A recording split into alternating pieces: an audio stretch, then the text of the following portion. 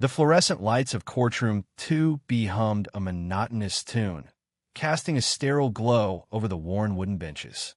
A faint scent of stale coffee and disinfectant lingered in the air.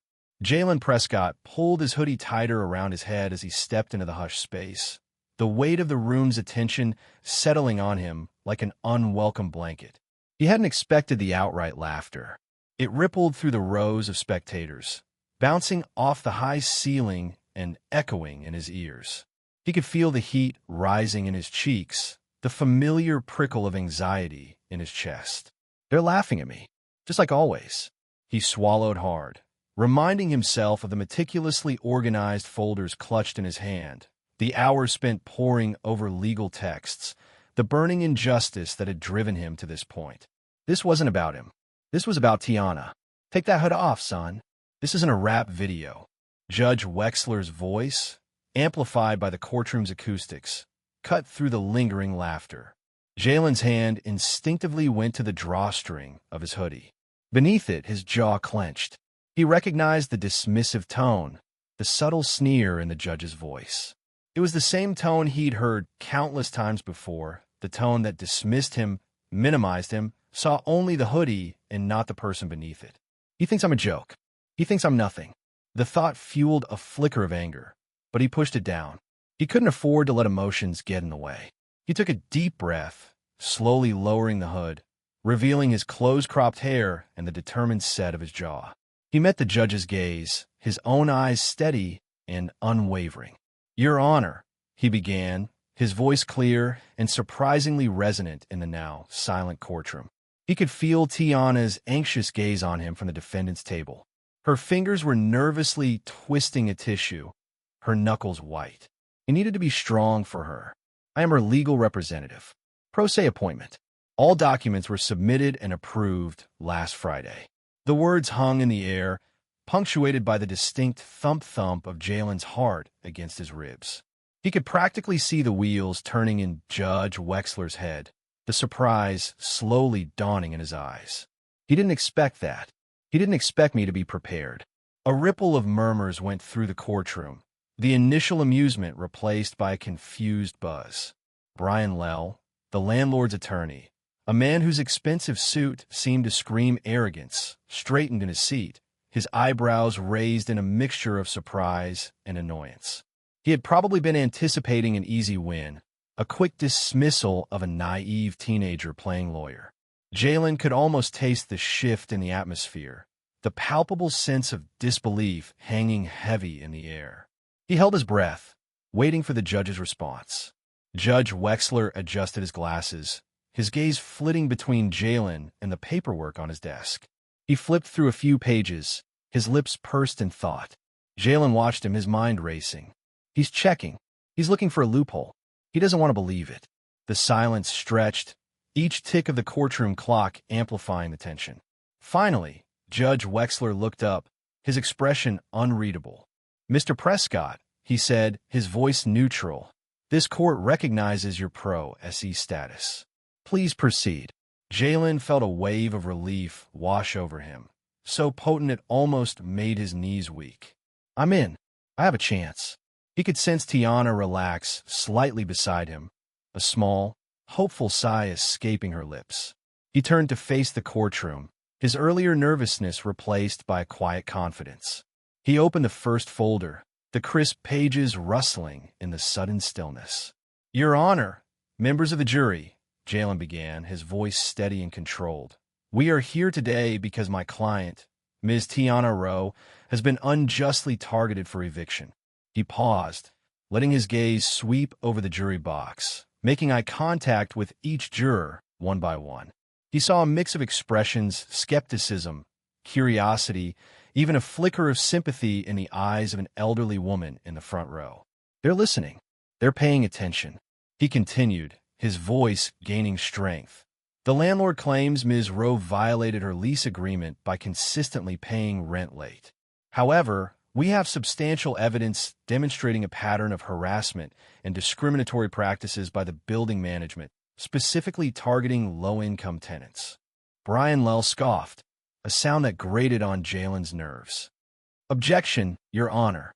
This is pure speculation. Jaylen turned to Lel, his gaze unwavering. I assure you, Mr. Lel, this is far from speculation. We have documented instances of late rent notices being issued to Ms. Rowe despite confirmed on-time payments, corroborated by bank statements and online transaction records. He presented the documents, placing them neatly on the clerk's table. Let's see him try to argue with that. The trial progressed, with Jaylen systematically dismantling the defense's arguments, presenting meticulously gathered evidence. He called Ms. Cheney, an elderly neighbor, to the stand who testified to witnessing Phil Hayworth, the building manager, tampering with mailboxes, specifically those of tenants known to be struggling financially. Hayworth shifted uncomfortably in his seat, his face a mask of barely contained anger. Jaylen pressed him with sharp, pointed questions, revealing his complicity in the landlord's scheme. The courtroom was captivated, the initial skepticism melting away with each piece of evidence presented. The judge, who had started the proceedings with thinly veiled disdain, now listened with rapt attention, his initial dismissiveness replaced by a look of grudging respect. Jaylen felt a surge of satisfaction, a sense of purpose solidifying within him. This wasn't just about winning a case. It was about exposing injustice, about giving a voice to those who had been silenced. The closing arguments were a stark contrast. Lel's bluster had faded, his words sounding hollow and unconvincing. Jaylen, in contrast, spoke with quiet conviction, his words resonating with the weight of truth. He spoke not only of legal technicalities, but of human dignity, of the right to fair treatment, of the struggle to survive in a system that often seemed rigged against the vulnerable. When the jury delivered their verdict, not guilty, a collective gasp filled the courtroom. Tiana burst into tears, her relief palpable. Jaylen allowed himself a small, private smile. He hadn't just won a case. He had changed the narrative. He had taken the laughter, the dismissal, the prejudice, and turned it into a victory, not just for Tiana, but for everyone who had ever been underestimated, overlooked, and silenced. As he left the courtroom, he knew something had shifted. The hoodie-clad teenager was no longer a joke. He was a force to be reckoned with. The fluorescent lights of courtroom 2B hummed, a dull, insistent drone that mirrored the tension coiling in Tiana's stomach. She watched Jaylen, her younger cousin, arrange his papers with a meticulousness that belied his 17 years. He looked so small seated at the defendant's table, almost swallowed by the imposing oak chair. A flicker of doubt, sharp and cold, pricked at her hope. Could he really do this? Judge Wexler, a man whose jowls seemed permanently etched with disapproval, peered down from the bench. His gaze lingered on Jaylen, a mixture of annoyance and amusement in his eyes. Mr. Prescott, he began, his voice laced with skepticism, this court is still trying to understand how a minor is representing the defendant in this case. Tiana's anxiety tightened its grip. She squeezed her hands together, the worn fabric of her dress a small comfort. Jaylen, however, remained impassive. He met the judge's gaze directly, his expression unreadable. "Your Honor," he responded, his voice clear and steady. "While my age may be unconventional, my understanding of the law and the facts of this case are not." He paused, letting the words hang in the air. "Let them underestimate you," a voice whispered in his mind. "It's a weapon, too." Brian Lel, the landlord's attorney, a man whose tailored suit screamed expensive indifference, smirked. He adjusted his tie, the movement a subtle display of his confidence. This would be quick, he thought. A formality. A kid playing lawyer. He glanced at the clock on the wall, already calculating how soon he could be back in his office. Easy win, he thought, the phrase a smug echo in his mind. Jaylen felt Lel's dismissive gaze like a physical touch. He took a slow, deliberate breath, ignoring the prickle of anger that threatened to rise. He had anticipated this, expected it. He shuffled his papers again, the rustle a small sound in the hushed courtroom, each document a carefully placed piece in the puzzle he was about to assemble. He knew the law. He knew the facts. He knew the truth. And that, he reminded himself, was all that mattered. "Before we proceed," Your Honor, Jaylen said, his voice cutting through the courtroom stillness. May I verify that opposing counsel has disclosed all documentation related to the February 8th lease violation? The emails, photos, time-stamped notices? Judge Wexler frowned, his annoyance deepening. Mr. Lell's smirk faltered. A flicker of unease crossed his face. He had planned to introduce those later, as a decisive blow. Of course, Your Honor. Everything has been disclosed. The lie tasted like ash in his mouth. Jaylen tilted his head, a slight, almost imperceptible movement. He's lying, he thought, the realization a cold knot in his gut. It was a gamble, this question, but he'd seen the landlord's pattern, the inconsistencies in other cases. He'd felt it, a visceral certainty that something was amiss. Are we doing circus acts now, Mr. Prescott? Judge Wexler sighed, rubbing his temples. The court has no time for these theatrics. Your Honor, Jaylen persisted, his voice unwavering. I have reason to believe that crucial evidence related to this case has been withheld. Evidence that directly contradicts the landlord's claims. Tiana watched, her breath catching in her throat. The courtroom was silent, every eye fixed on Jaylen. The air crackled with an unspoken tension. A small, fragile seed of hope began to bloom in her chest. Lell rose to his feet, his face flushed. Your Honor, this is absurd. This young man is clearly grasping at straws. He turned to Jaylen, his voice dripping with condescension. You're out of your depth, son. Just admit it. Jaylen met Lell's gaze, his expression calm. I assure you, Mr. Lell, he said, his voice soft yet firm, I am precisely where I need to be. He then presented a series of meticulously documented complaints from other tenants, highlighting a pattern of targeted harassment and manufactured lease violations, specifically against low-income residents.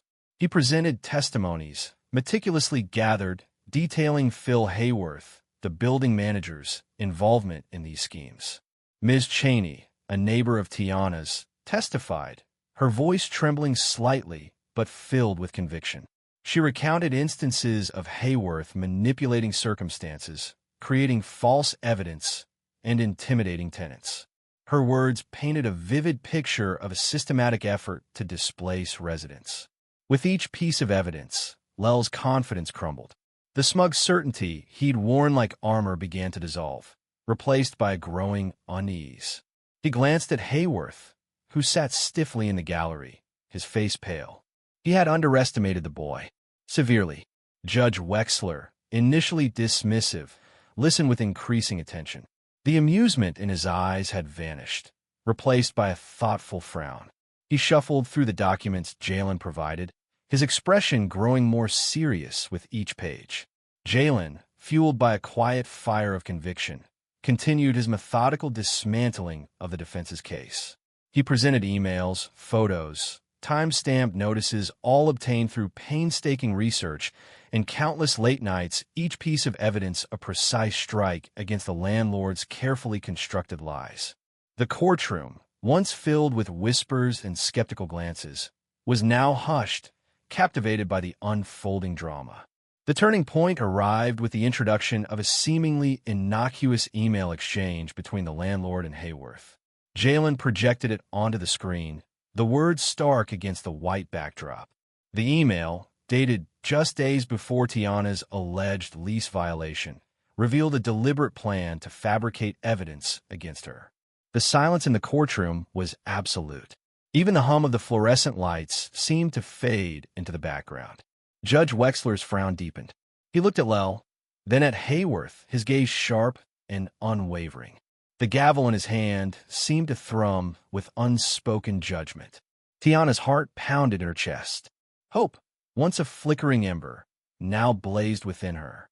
She looked at Jaylen, at the quiet strength in his stance, the unwavering conviction in his eyes. He had done it. In the charged silence that followed, a subtle shift occurred. The courtroom's perception of Jaylen had changed. He was no longer just a kid playing lawyer. He was a force to be reckoned with. The gavel struck, its sharp sound echoing through the tense courtroom. I'll allow a 5-minute recess for you to produce the missing documentation. Don't make a habit of cutting corners. Judge Wexler's voice, though level, carried a distinct chill. Jaylen felt a subtle shift in the atmosphere, the initial amusement fading, replaced by a curious hum. He kept his expression neutral, his gaze fixed on the opposing counsel, Brian Lell, whose face was a mask of controlled frustration. 5 minutes, Jaylen thought, the corners of his lips almost imperceptibly twitching upwards. 5 minutes for Mr. Lell to realize just how deep a hole he's dug himself. He could feel Tiana's anxious gaze on him, her hand tightening on his arm. He gave her a reassuring squeeze, his own heart a steady drumbeat against his ribs. He hadn't shown her all his cards yet. The courtroom buzzed with whispers as people stretched, shifted in their seats, or conferred with hushed voices. Jaylen remained still, his mind racing through the next steps of his carefully constructed strategy. He'd anticipated Lell's attempt to discredit Ms. Cheney's testimony, to dismiss her as a disgruntled tenant with an axe to grind.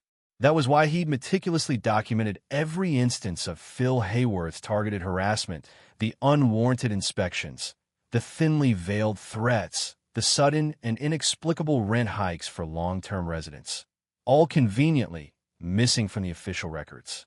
He had copies of emails, text messages, and even a secretly recorded conversation, all meticulously time-stamped and corroborated. Lell's smug confidence had been a facade, a bluff he'd called with unwavering certainty. He could almost taste the victory, but a flicker of unease remained. "Don't get cocky, Jaylen," he cautioned himself. "This isn't over yet." Tiana leaned closer, her voice a hushed tremor. "Jaylen, are you sure about this?" He looked angry. Her fear was palpable, a cold knot in the pit of his stomach. He met her gaze, his own eyes reflecting a quiet strength he didn't quite feel. "It's all right, Tiana. We've got this," he murmured, his voice a low rumble of reassurance, more for himself than for her. He had to win, not just for Tiana, but for all the tenants who'd suffered in silence, too afraid to speak up. This wasn't just about an eviction. It was about fighting a system rigged against them. Across the room, Brian Lell was in a heated conversation with Phil Hayworth, their voices low and urgent. Hayworth's face was a mottled red, his eyes darting nervously around the courtroom. Jaylen watched them, his mind a steel trap, dissecting their every move, every micro-expression. "They're panicking," he realized with a grim satisfaction. Good. He could almost hear their frantic whispers, the desperate scramble for a plausible explanation, a way out of the corner they'd painted themselves into. He knew they wouldn't find one. The 5 minutes ticked by, each second stretching into an eternity. The courtroom slowly settled back into an expectant hush, the air thick with anticipation. Judge Wexler's gavel banged again, bringing the room to order. "Mr. Lell," his voice was sharp, impatient. "Do you have the documentation?" Lell stood, his face pale, his usual confidence replaced by a nervous tremor. "Your Honor," he stammered, "we seem to be experiencing a temporary difficulty locating the specific files. We assure the court they exist, and we are working diligently to retrieve them." His voice trailed off weakly, the lie hanging heavy in the air. Jaylen felt a surge of triumph, a cold fire burning in his veins. He stood, his movements deliberate, his gaze steady. "Your Honor," his voice was clear and resonant, echoing through the silent courtroom. "While Mr. Lell searches for his missing files, I would like to present the court with some documentation of my own." He placed a thick folder on the table, its contents neatly organized and labeled. "This contains documented evidence of a pattern of harassment and discriminatory practices against low-income tenants in the building managed by Mr. Hayworth, including, but not limited to, unjustified evictions, fabricated lease violations, and targeted rent increases." He paused, letting his words sink in, his gaze sweeping across the stunned faces in the courtroom. Judge Wexler's eyebrows rose, his initial dismissiveness replaced by a flicker of genuine interest. He gestured for Jaylen to continue. Jaylen opened the folder, his fingers brushing against the crisp paper. He began to present his evidence, piece by piece, each document a nail in the coffin of the defense's case. He recounted Ms. Cheney's testimony, corroborating it with emails and text messages detailing Hayworth's attempts to intimidate her into silence. He presented evidence of similar tactics used against other tenants, painting a clear picture of systematic discrimination. His voice remained calm and even, his logic impeccable, his arguments irrefutable. The courtroom was captivated. The initial whispers of amusement had vanished completely, replaced by a stunned silence, broken only by the rustle of papers and Jaylen's clear, unwavering voice. Tiana's grip on his arm loosened, replaced by a look of awe and dawning hope. Even Judge Wexler seemed to lean forward, his expression thoughtful, his earlier prejudice seemingly forgotten. Brian Lell sat slumped in his chair, his face ashen, his eyes fixed on Jaylen with a mixture of disbelief and grudging respect. He knew he'd been outmaneuvered, outmatched. He knew he was losing. The air in the courtroom crackled with a strange energy, a palpable shift in the balance of power. Jaylen, the 17-year-old kid in the ill-fitting suit, had become the center of gravity, the focal point of everyone's attention. He wasn't just representing his cousin anymore. He was representing a community, a voice for the voiceless. And in that moment, in the hushed silence of courtroom 2B, he was winning. The fluorescent lights of courtroom 2B hummed, a dull counterpoint to the rhythmic tapping of Judge Wexler's pen against his notepad. Jaylen Prescott stood before the bench, a solitary figure amidst the polished wood and legal paraphernalia. He adjusted his slightly too large blazer, the fabric whispering against the crisp white shirt he'd borrowed from his older brother. 17 years old, he felt the weight of the room, the skeptical gazes, the silent judgment. But beneath the outward veneer of adolescent awkwardness, a steel core of resolve held him upright. He'd spent weeks poring over legal texts, gathering testimonies, piecing together the puzzle of his cousin Tiana's eviction. He wouldn't back down now. Tiana sat in the gallery, her hands clasped tightly in her lap. Her eyes, usually bright with laughter, were clouded with a mixture of fear and fragile hope. Losing her apartment meant losing everything. Jaylen caught her gaze, offering a small, reassuring nod. He knew this fight wasn't just about a lease agreement. It was about her dignity, her stability, her future. Brian Lell, the landlord's attorney, a man whose tailored suit cost more than Tiana's annual rent, smirked condescendingly.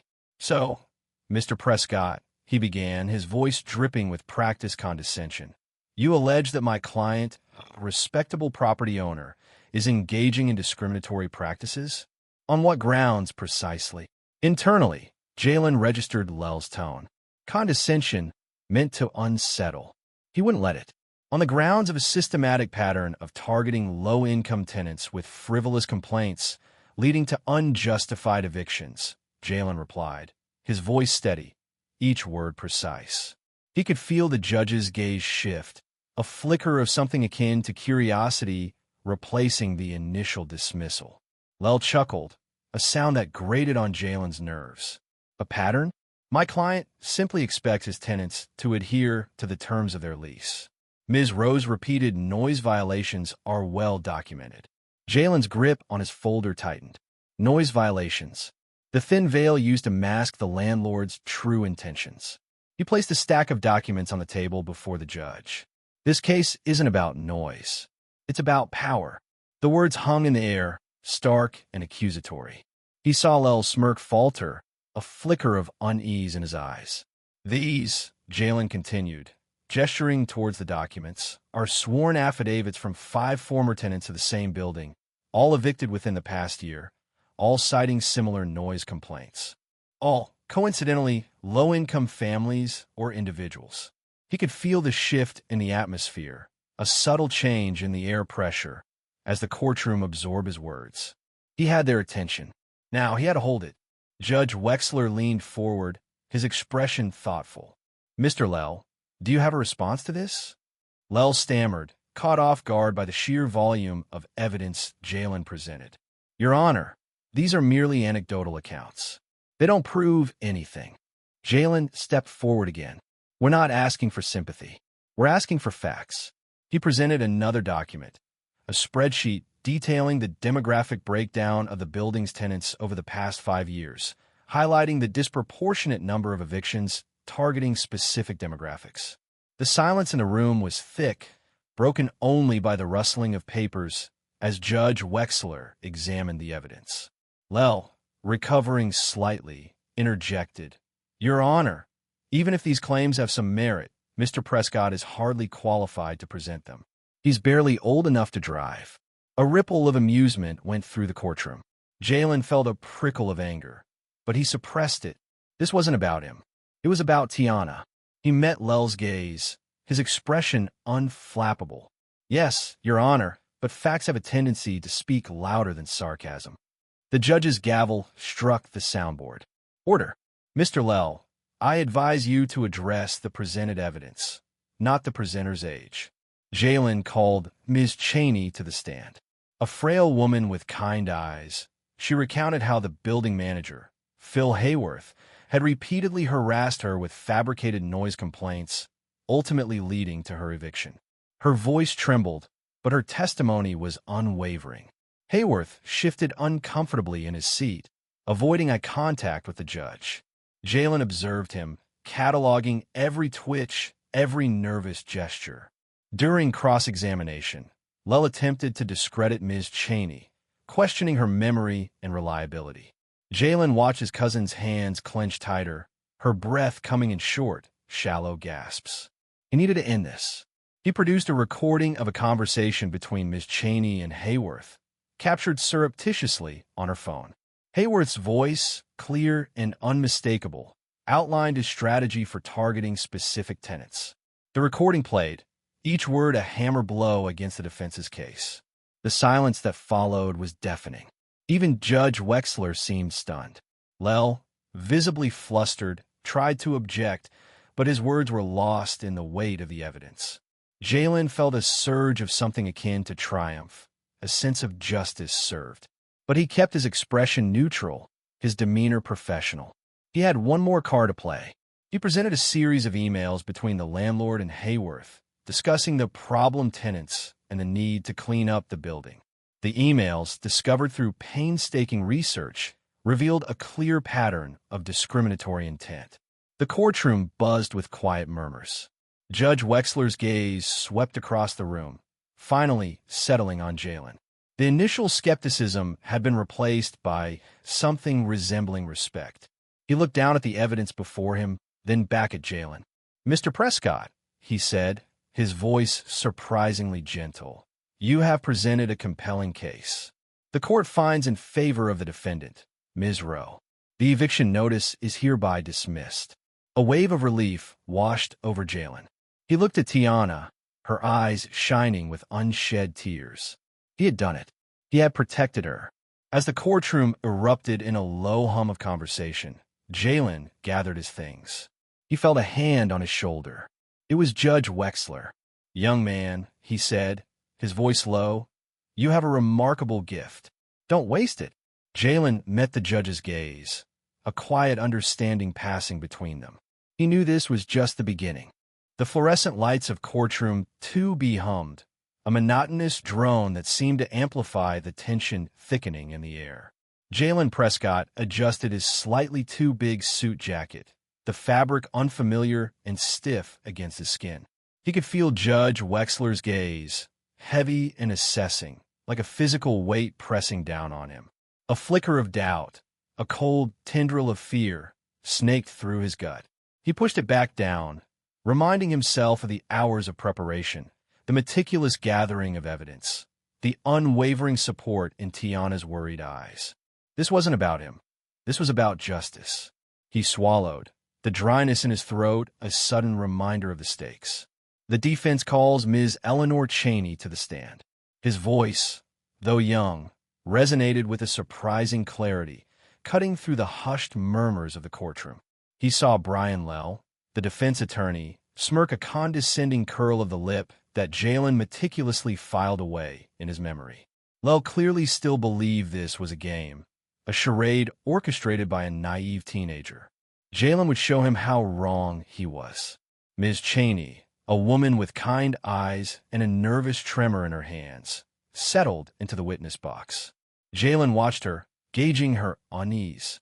He had spoken with her extensively, reassuring her, preparing her for this moment. He knew the truth was on their side, but the courtroom could be a terrifying place, even for the innocent. "Miss Cheney," Jaylen began, his voice steady despite the internal tremor of anticipation. "Did you file a noise complaint against Miss Tiana Rowe on February 8th? He held her gaze, projecting an aura of calm assurance he didn't entirely feel. The courtroom held its breath. Tiana, sitting beside him, squeezed his hand, her fingers cold and clammy. He returned the pressure, a silent reassurance. "No, I did not." Miss Cheney's voice, though soft, carried a surprising strength. Lel shifted in his seat, his smirk faltering. Jaylen saw a flicker of annoyance in his eyes. The first crack in the defense's carefully constructed facade. "You were informed of the witnesses in the case summary." Lel interjected, his voice sharp, laced with accusation. He stood, his imposing figure casting a shadow over the witness box. Jaylen felt a surge of protectiveness towards Ms. Cheney, a sudden urge to shield her from Lel's aggressive tactics. "Yes," Ms. Cheney replied, her voice unwavering. But the information was incorrect. Jaylen met Lel's gaze, holding it. He could see the lawyer's mind racing, scrambling to regain control of the narrative. A small, almost imperceptible bead of sweat trickled down Lel's temple. "The defense presents Exhibit C," Jaylen announced, his voice calm and controlled. He placed a stack of time-stamped photographs on the evidence table. Security footage from Miss Rowe's workplace, clearly showing her presence at the office during the alleged noise disturbance. The courtroom buzzed with whispers. Judge Wexler leaned forward, his expression no longer dismissive but keenly attentive. Jaylen felt a surge of adrenaline, a thrill of vindication coursing through his veins. He was breaking through, chipping away at the wall of prejudice and indifference. "Objection!" Lel's voice was strained, the veneer of confidence beginning to crack. "Overruled," Judge Wexler stated, his voice firm. Jaylen suppressed a triumphant smile. He had anticipated Lel's objection, prepared for it. Every move, every counterargument had been carefully planned, meticulously strategized. He then presented a letter, worn and creased, from another evicted tenant, detailing a strikingly similar pattern of fabricated complaints and discriminatory practices. The room fell silent. Even the hum of the fluorescent lights seemed to fade into the background. The weight of the accumulated evidence pressed down on the courtroom, heavy and undeniable. He could feel the shift in the atmosphere, the palpable change in the judge's demeanor. The initial skepticism, the veiled amusement at his youth, had vanished, replaced by a grudging respect, a dawning realization that this wasn't a game. Jaylen risked a glance at Tiana. Her eyes, wide and luminous, met his. He saw the fear begin to recede, replaced by a fragile hope, a flicker of belief. He gave her a small, almost imperceptible nod. It was almost over. He had almost done it. Phil Hayworth, the building manager, sat rigid in his chair, his face pale and drawn. Jaylen had exposed him, revealed his complicity in the landlord scheme. He had stripped away the layers of lies and deceit, revealing the ugly truth beneath. The silence stretched, thick and heavy with unspoken implications. Judge Wexler cleared his throat, the sound echoing in the stillness. He looked at Jaylen, his gaze no longer condescending but thoughtful, almost searching. Jaylen met his gaze, his heart pounding against his ribs, a drumbeat of anticipation. He knew, with a certainty that resonated deep within his bones, that he had won. He had not only won this case, but he had also won something far more significant. He had earned the respect of the court, the acknowledgement of his intelligence, his tenacity, his unwavering commitment to justice. He had shown them that even a 17-year-old, in a slightly too big suit, could challenge the system, expose corruption, and fight for what was right. He had shown them that justice, even in the most daunting of arenas, was still within reach. The air in courtroom 2 behung thick and heavy. a suffocating blend of anticipation and stale coffee. Tiana Rowe clutched her worn purse, its frayed edges a testament to months of worry. Each tick of the large clock on the wall resonated in the sudden, strained silence, echoing the frantic beat of her heart. Jaylen Prescott, barely a man, stood beside her, a seemingly impassive figure amidst the swirling currents of tension. He felt the weight of her gaze, the silent plea in her eyes, and it settled deep in his gut, a knot of responsibility tightening with every second. He'd spent countless nights poring over legal texts, dissecting statutes, and piecing together his case, driven by the same quiet fire that now burned in his cousin's eyes. Failure was not an option. Judge Wexler, his face etched with the weariness of countless similar cases, shuffled the papers on his desk, the rustling sound amplified in the hushed courtroom. Jaylen watched him, his mind a whirlwind of possible outcomes. Had he been thorough enough? Had he anticipated every angle? Doubt, a fleeting shadow, flickered across his thoughts, quickly suppressed by the iron will he had carefully cultivated. Judge Wexler cleared his throat, the sound a stark punctuation mark in the silence. In the matter of Roe versus Hayworth properties, he began, his voice a dry monotone. This court has reviewed the evidence presented and considered the arguments of both parties. He paused, his gaze sweeping across the courtroom, settling briefly on Jaylen. A flicker of something, was it acknowledgement? Perhaps even respect? Crossed his features before his expression returned to its previous neutrality. Jaylen's breath hitched in his throat. This was it, the culmination of weeks of relentless effort, the moment of truth. Tiana squeezed his hand, her fingers cold and trembling. He returned the pressure, a silent reassurance. This court finds the complaint issued against Ms. Tiana Rowe to be without merit. The words, simple yet profound, hung in the air, slowly permeating the stunned silence. Tiana gasped, her hand flying to her mouth, her eyes wide with disbelief.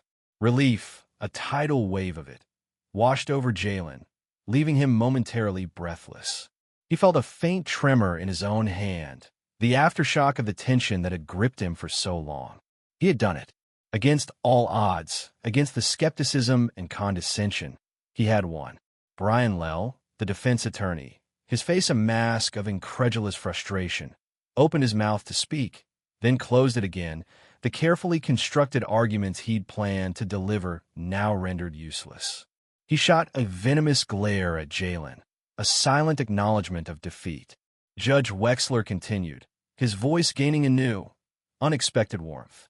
Mr. Prescott, he addressed Jaylen directly, his gaze holding a steady intensity that sent a shiver down Jaylen's spine. I owe you an apology. The words echoed in the sudden stillness of the courtroom.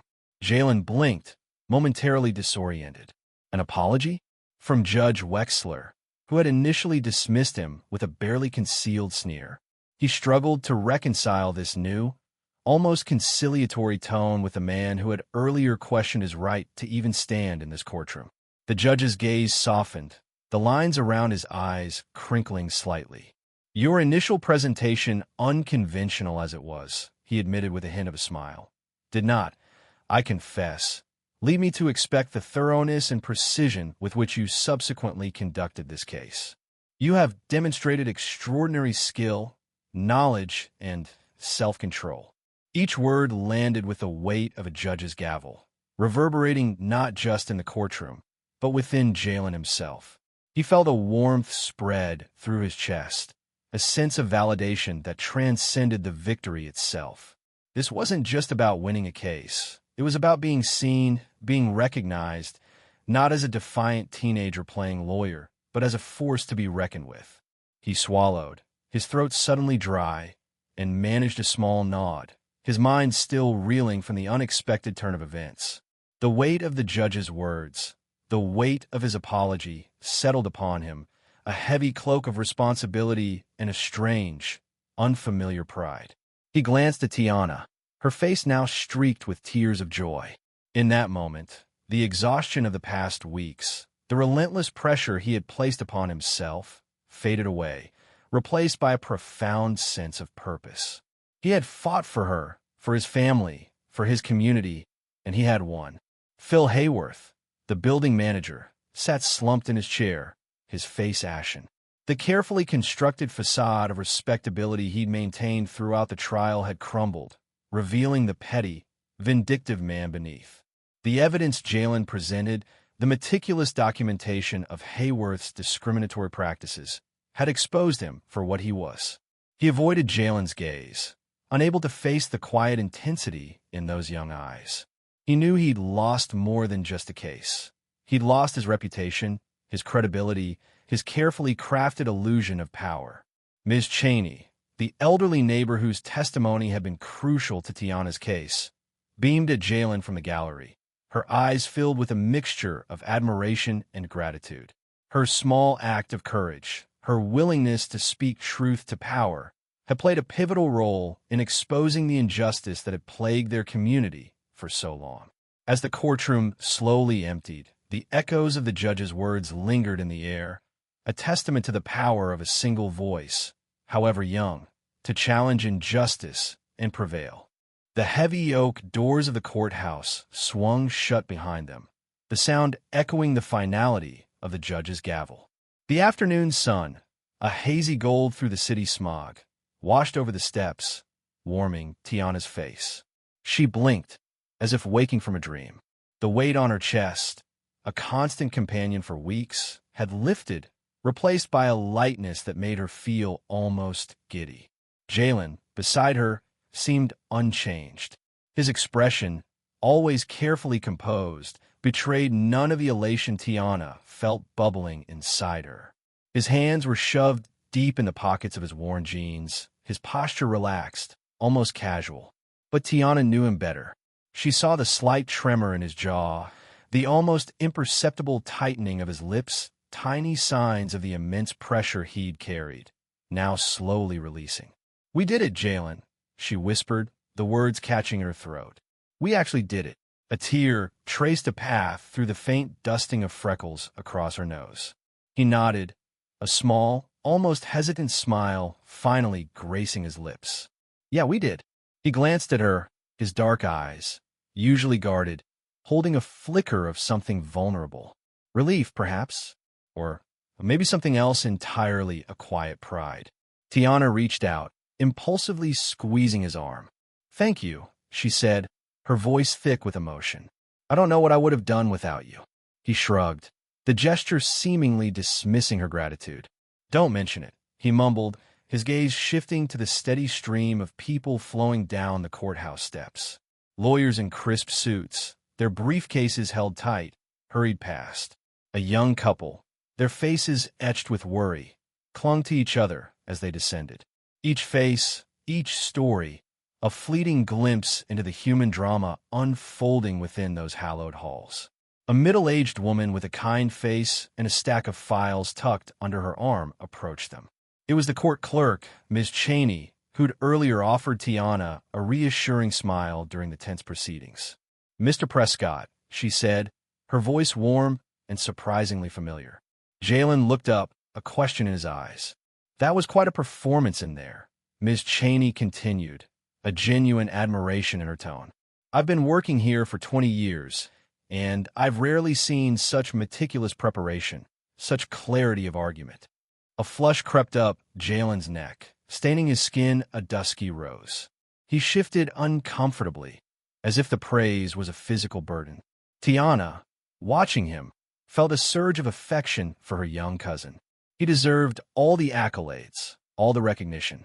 He'd worked tirelessly, sacrificing sleep, poring over legal texts late into the night. He'd faced down a seasoned lawyer, a skeptical judge, and the weight of their precarious situation with a courage that belied his age. "You ever think about taking the bar one day?" Ms. Cheney asked, her eyes twinkling. "You've got something." The question hung in the air, heavy with unspoken possibilities. Jaylen stared at her, a flicker of something unreadable passing through his eyes. He opened his mouth to speak, then hesitated, as if grappling with a sudden onslaught of internal debate. He was just 17. The bar exam felt like a distant, almost impossible dream. Yet, the seed of the idea had been planted. taking root in the fertile ground of his newfound confidence. "I don't know," he finally stammered, his voice barely a whisper.